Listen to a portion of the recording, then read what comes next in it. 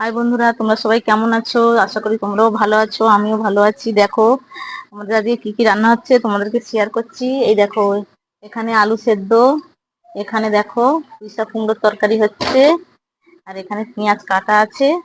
এই দেখো চিংড়ি মাছের মাথা আমরা ফেলি না, বেটে বড়া করি। এখানে ডাল, এখানে ভাত হয়ে গেছে।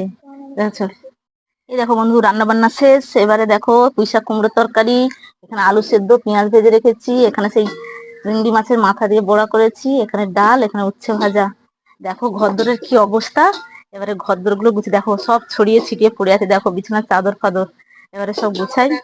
দেখো গ্যাস ফ্যাস সব অবসরে এবারে গুছিয়ে নিয়ে আবার পরে দেখা হচ্ছে। দেখো বন্ধুরা, সব ঘরদোর গুছানো, এই দেখো সব গুছানো হয়ে গেছে।